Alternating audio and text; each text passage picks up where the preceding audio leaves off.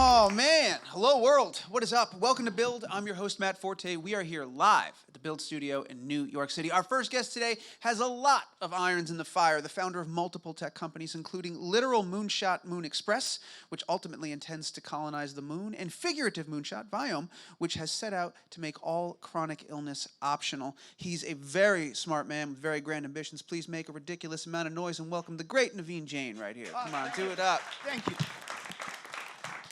I mean, first and foremost, how are you doing? How is Mr. Jain? How is life right now? How are you feeling, First of all, I would say it's absolutely amazing. That is fantastic. I'm happy to hear that. If you don't wake up in the morning at 4 a.m. and jump out of the bed, you must be doing something wrong with your life. I agree with most of that statement. Except 4 a.m. There it is. You nailed it, sir. Is that seriously what you got up at 4 a.m.? God, are you okay? Isn't that? Oh, I'm more than okay. Do you work on Good Morning America? Is that why? Why did you get up at 4 a.m.? Is that every morning? Every morning, dude. When you have a life where you wake up in the morning and you wake up and saying, isn't that an amazing life you're living? How could you possibly be lying in the bed and dreaming? That's true. You're excited to get out there and do all the amazing things you do. Have you always gotten up at 4 a.m.? Did you start doing that later in life or your whole life, 4 a.m.? Are you really selling me that I'm getting old? Is that what it's all about? I'm the one with the gray hair, sir, so watch yourself. Oh, you're probably half my age, son. That's very generous, very generous. But anyway, I only ask that because I know some people wake up earlier much more easily than others, and I've always been tough to get up. I'm not an early riser. I'm not, I tell you what, once you get older and wiser, I think you'll start learning. I'll start learning. All right, fair enough. Are you implying that I'm not old and wise? Is that what you're saying? I'm saying you're young and wise. Thank you, sir. Oh, very kind, very kind.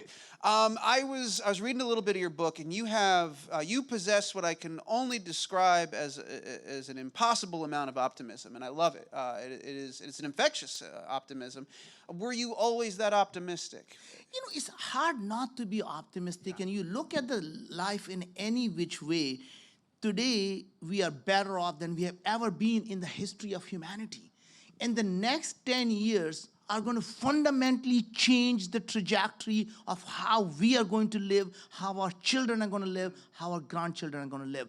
And I really believe that all the tech changes that we have seen in the last century, we have seen nothing yet. The next 10 years are going to fundamentally change everything that we know about who we are as humans, and we'll be making a trip to the moon and the Mars, just like make a trip to the Florida. Just like going to Florida, we're going to go to the moon and the Mars. Yeah. That's pretty amazing. What inspired you to, we'll start with Moon Express, because I have a lot of questions about Viome. I want to get to that. But Moon Express in particular, I'm a big space guy. Yeah. My ring is a meteorite ring from my wedding band here. I got meteorite. Which one is it? Gibbon meteorite. Oh, Gibbon. Yeah, that's Gibbon. I know you have a meteorite collection. I'm going to ask you about that as well. But let's start Moon Express. The ultimate goal is to colonize the moon, to get people up there living on the moon. But we got to take steps to get there.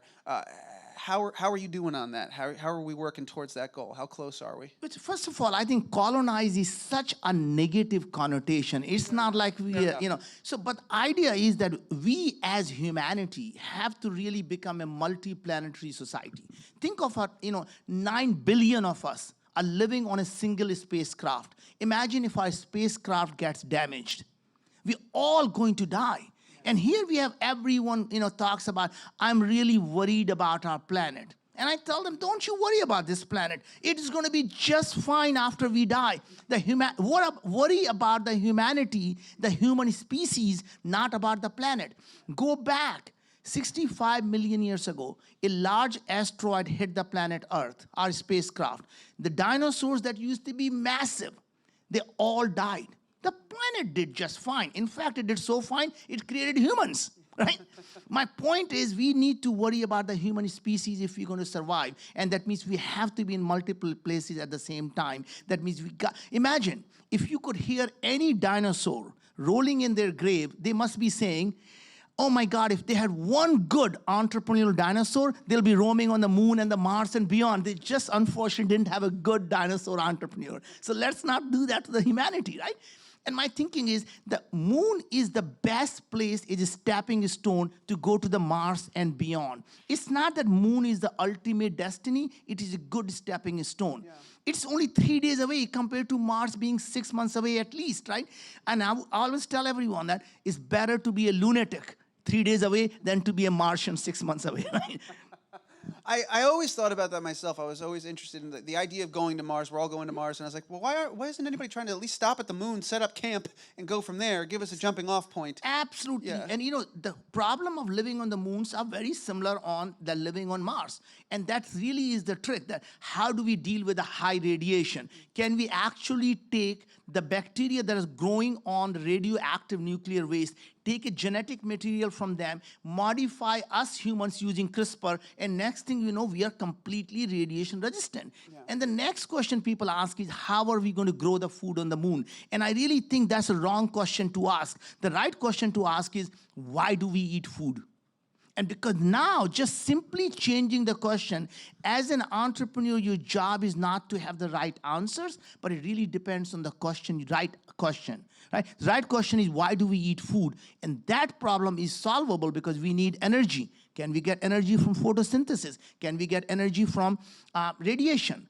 Now, we need nutrition. What nutrition? Hydrogen, oxygen, nitrogen. What if we find the water? We know there is plenty of it. Then can we get hydrogen and oxygen? And now living on the moon is all about finding nitrogen or taking enough nitrogen. And that's how you solve the complex problem and make them easy to solve. This approach that you have, this perspective, this taking a look at a thing from a different angle, why do we need food as opposed to how do we make food? Is that a skill that you've had to hone over your years? Is that something that came with your wisdom, or is that something you've always naturally done as you've looked at things through a different lens? I think this is a skill that every one of us can learn. It's just a matter of learning that there is a different way of doing things, because our education system is fundamentally designed to all actually put us in the same box. There's one right answer to every question. That's a multiple answer, right? And that's something we have to break down to learn that there are many ways of solving that problem. And unless you can start educating our children on that, you will never get the humanity to start moving forward, right? So in some sense, it is about asking the right questions. And the second part of it is, when you're solving a problem, always knowing, are you solving the root cause of the problem, or are you simply solving the symptom of the problem? And there are many examples I can give you that just brings this point home. So for example, many of us know that having a lack of fresh water on this planet Earth around the world is a big problem.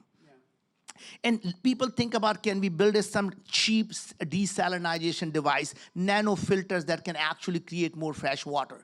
Until you ask, why is there a shortage of fresh water? And you quickly realize majority of fresh water is used for agriculture. And then you feel good and say, what if we can build aquaponic agriculture, hydroponic agriculture, aeroponic agriculture, and then you'll have all the fresh water, and you feel really good about solving that problem. Until you ask the next question, where does all the agriculture go? And it turns out majority of all the agriculture is used to feed the cattle. And you said, the cattle. What if we don't need the cattle? Why do we use cattle for? Well, to eat beef.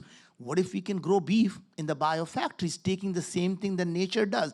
Take a stem cell from the cow and just only grow the muscle tissues. You're not going to eat the eyes and the ears. Why grow them? Just grow the muscles. Right? And suddenly, the freshwater problem becomes a synthetic biology problem just by asking the right set of questions. And by the way, when you get rid of the cattle, that helps the environment. One of the biggest damage to the environment is done by actually having the cattle. You can just cut down the meat one day a week, and you do more for the environment than driving Tesla, right? So I think I'm a vegetarian, I get to drive a Ferrari, and I'm still doing a lot of good in the world. It balances out. It balances out.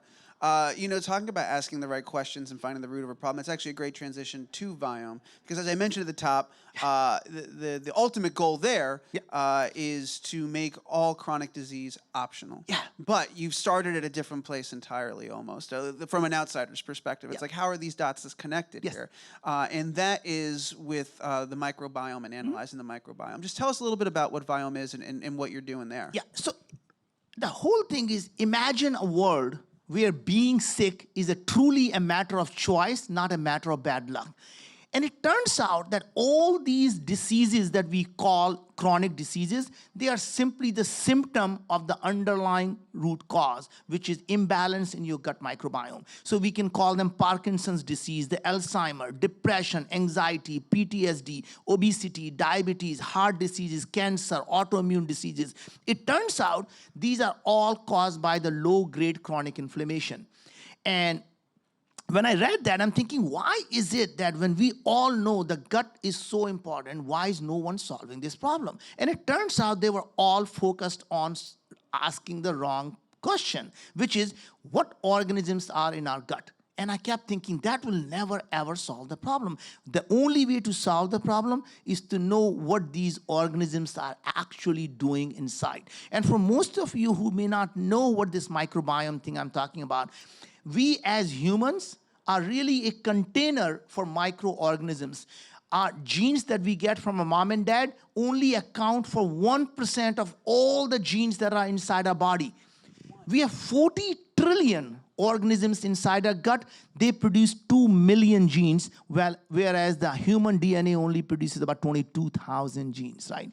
So imagine, we're so proud of who we are, and we are basically a beautiful walking, talking container for these microorganisms. They, in fact, may have created us just for their own benefit so we can spread them around, right? We poop everywhere and we spread them around. Right? So that's literally why they actually created us. So that's when you boil it down, that's really all life is, isn't Right. it? Just we poop everywhere. Yeah, and that's, spread it around. pretty much, yeah.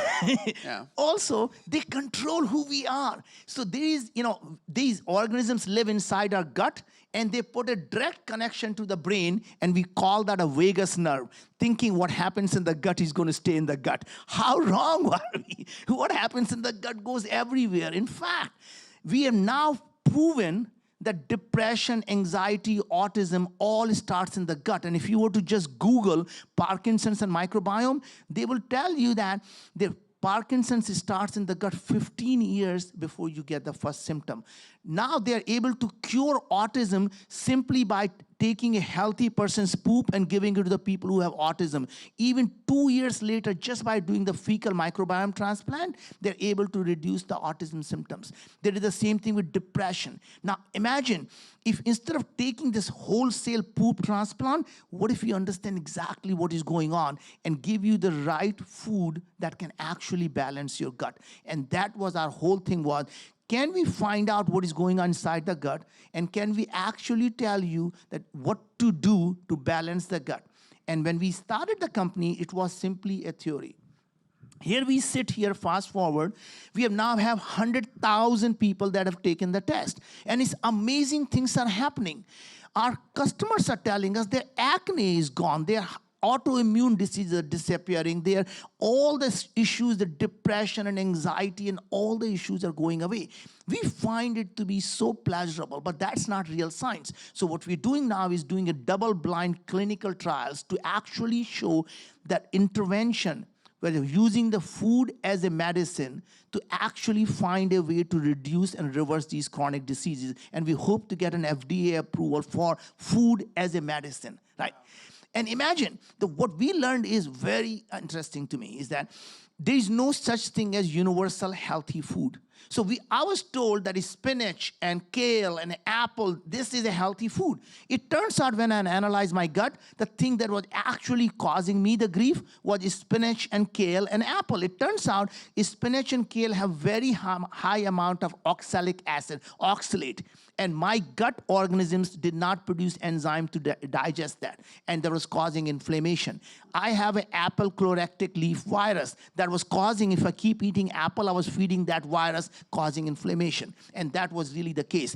So we built this service. As you can see, it tells you what foods to avoid, what are my superfoods, what are my supplements. We don't sell any of this stuff. Yeah. Our job is simply to let you know what is going on. And by following this, amazing things happen. I hope everyone who tries it not only benefits themselves, they benefit humanity, because every one of us helps us figure out what is going on, and that will help billions of people live a better life. Can I ask you, first of all, that's fascinating. Let's Thank you, blanket statement. Second of all, can I ask you a question? As an entrepreneur, as a famous entrepreneur, as a very successful entrepreneur, Why aren't you selling those things? Why have you guys decided not to offer a meal plan service for up to date? I've just told you what is the best food for you. Why not provide that food? And only thing is because we want people to know that we only recommend what they need, not because we can sell them something. If we were selling them supplementing and say, really, so you're going to tell me I need this and you're selling it to me? Sure, I believe you, right? So we want it to be completely independent, people to believe that everything we're doing it just for you because there is no other reason for us to be making any money off that, right? Second thing is, even though we think this is such a rocket science, you go back to 2,500 years ago. There was a Greek doctor named Hippocrates. He said, all diseases begin in the gut.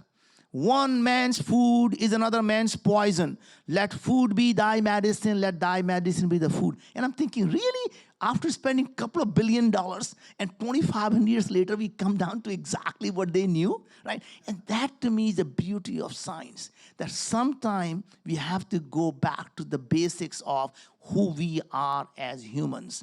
And really understanding that we are not sometimes live in isolation. We are an ecosystem. In that ecosystem, we have a symbiotic relationship with these organisms. When we don't feed them, they don't feed us. When we take good care of them by giving them the right nutrients, they produce the right nutrients for us, and that's what makes us healthy. So the human genes are needed for us to be born and live, but microorganism balance is needed for us to be healthy. So if we don't take care of them, they can't take care of us. You know, we started this conversation talking about how we're living in a time, one of the most technologically exciting times. There's all new technology, so many amazing things. In 10 years, we'll be on the moon.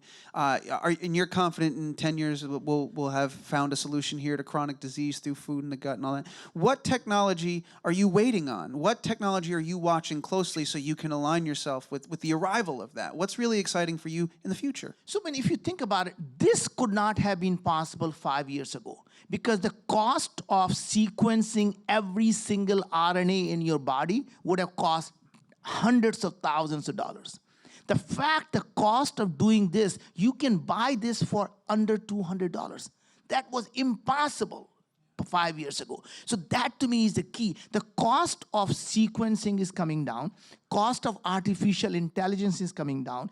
Cost of computing is coming down. And as these things are coming down, it's making the things possible that were never possible. So now is the time. Ours is the generation that will fundamentally solve the chronic diseases once for all. And it doesn't mean that humanity is not going to have other problems. We're going to have a different set of problems, but I guarantee you that these will not be the problems our children in 10 years are going to be talking about. They're going to say, Dad, you mean in your days people used to get cancer, you guys just didn't know how to prevent it? You mean people used to have depression and anxiety and all these chronic diseases and they suffered through their life because pharma companies were simply thinking of chronic disease as a lifetime subscriber? They were just keeping you sick so they can make money? And I would say, you know what, son? There were times when these pharmaceutical companies were nothing but parasite on humanity. But humanity came together and they killed the parasite. And there are no pharma companies because food is a drug and that's what people take right now, right? And that will be an amazing day. So things I'm excited about is that in 10 years from now, we'll be talking about why is it that people have to talk for us to understand what's on their mind? You mean we can't just understand simply through transmission or what is going through their mind? How do I upload every skill that he has right into my brain so I don't have to learn that? And those will be the kind of problems they will be solving. How do you think we're going to do that, is my question. Because that's an exciting idea. It sounds science fiction-y. We've seen it before, but is it through 5G? Like, what is it? Because I don't even know. How are we going to transmit telepathically thought, skills, and that's so first of all, we are starting to understand what is going on inside the brain. So very early now, you're able to put the EEG to understand the electrical signals that are going through, and we're able to translate them into the words and into the action the person is thinking. So the person that has diseases that they are paralyzed. They're simply with their thoughts, they're able to communicate exactly what is going here. They're able to translate that into action. So in fact, a couple of years ago, they showed a person watching a video game thinking about pulling a trigger, and 2 miles away, there was someone else with an actual signal went there, and the transcranial magnetic stimulation helped the person pull the trigger. That means person didn't even know they were pulling a trigger, the trigger got pulled. Now imagine in the crime, is the person who's thinking of committing a crime, is he the criminal, or the guy who was forced to actually pull the trigger was a criminal? That is both exciting and extremely terrifying. So, like, what? I don't want to go too far down that rabbit hole, but you get my point that ultimately we will be able to understand what is going on inside the human brain. And if you ask me today, one of the biggest problem facing society is how do we understand what women are thinking? Because to me, I can never understand a word of what my wife is thinking. And that to me is one of the biggest problem one could solve. There is a right problem right there. You're once again asking the different questions. One last thing before we go to audience Q&A. You and there's a lot of this in the book that you wrote about looking at the future technologies, looking at those trajectories, and then aligning your goal with that trajectory. So the whole going to where the puck's going to be, not where the puck is kind of thing. And you've shown that you're pretty good at that. But have you ever had any misses? Are you ever nervous about maybe my estimate for that trajectory is off? What if you get to that point and the technology isn't where you thought it was going to be, or the thing that you were expecting to be there isn't there? Have you ever experienced that, or what do? You seem too optimistic for me to think that you would worry about that, but I'm curious. Yeah, so interesting thing is you worry every day, right? However, you never worry of it not happening. Can it be late by another year or two? That is quite possible. But for it not happening, that's never a choice. You only fail in life when you give up. Everything else is simply a stepping stone to a different idea and a better idea. Last question. How many meteorites you got in that collection? 1,000 plus. You got 1,000 plus meteorites in your collection? I got all types of lunar meteorites and the Martian meteorites and from all different asteroids. And I tell you what, touching that piece of moon is just amazing feeling. Yeah. That is fascinating. How do you store them? In a nice, cool place. Yeah, that's it. Do you ever take them out, look at them, put them Oh out? God, I touch them all the time. All the just time. feel, You invite people over to do that? You have friends come over and look at them, or no? It's just for you. Your no, meteorites. no, actually, no. We have the friends coming over, but only the close friends. Only the close friends. So I'll have to do a couple more interviews, and then I'll get the invite. But I do love you, so you know. Oh, thank you. I love you too. You're very fun to talk to. I've got 2 questions in the room. I've got 2 audience questions. We're going to take those before we wrap things up. First question comes from back here with the mic. Hello. So I was wondering if there was like one specific moment in your life that sparked your interest in wanting to start this company and like dedicate your life to this. You know, honestly, there was never a single moment. And if you asked me 5 years ago, I would have never thought this is something I would be doing. As I was finishing up a project to go to the moon, I started thinking about what is one thing I could do that will fundamentally change the lives of billions of people. What could I do that will help a billion people's life? I looked at education and healthcare, and it turns out the healthcare is just so broken. It is so backward right now. That is something I want to dedicate my life to. And it also so happened that I lost my dad to a pancreatic cancer. And I just could not save him, knowing that it actually is a preventable disease. And I promised him that I'm going to dedicate my life to helping everyone so no one else has to suffer, have watched their dad or mom or kids ever have to suffer through any of the chronic diseases. So it's always the thing that happens to you and the things you believe could help humanity move forward. And a lot of the times it's not something you plan. This is what the life takes you. Wow, that's a great question. Thank you. That's something I was curious about because it isn't just Viome, it isn't just Moon Express. You've got several companies, and I was wondering how you decide where to focus your energy, how you decide what dictates where you're going to dedicate your time and your money, and how you make those decisions. I think this is really, really simple from my perspective. You look at this stuff, anything you want to start, you start with one simple thing. God forbid you are actually successful in doing what you're doing. Would it improve the lives of a billion people someday? And if the answer to that is no, that is problem not worth solving, right? Is it something you're not just, people talk about having a passion. I think passion is for losers. The winners have obsession. Unless you're obsessed about it, that you cannot go to sleep and you wake up thinking about it, that's a problem you want to solve. What are you so obsessed about? What are you willing to die for and then live for it? Right? What is it that you will do when you have everything in your life, billions of dollars, a loving family? What would you do? Why not do that today and you'll get everything that you want? Love it. We've got how much time? One more? I got one more question for you, and then we're going to wrap things up. Last one right Hi, I here. have an online question from our website, buildseries.com. I was just wondering how college students can implement these healthy lifestyle hacks with limited budget and limited options. So it's very interesting. None of the things we do, that's one reason we don't say get the online food, because they're very, very expensive to get the food delivered. So this thing is so cheap now that you can get that thing tested, and we simply tell you avoid eating apple. It doesn't cost anymore. Or we say your superfood really is lentils, or your superfood is tofu. So you can actually find the stuff that is good for you and the things that you should avoid. And just simply with that knowledge, it doesn't cost anymore. It's just a change of slightly when you go to the restaurant what to order. And in fact, and when you are healthy, that is to me is the most beautiful thing. So I think being healthy is going to be the new thing. Got it. Thank you so much. Well, we got to wrap things up. I've had a fantastic and fascinating conversation with you, and I'm really excited you made some time to come by and hang out with us. I wrote down the website here for people to check out. It's Viome.com. It's as easy as that. Viome.com to get more information. There's some really interesting stuff on there as well about the whole process.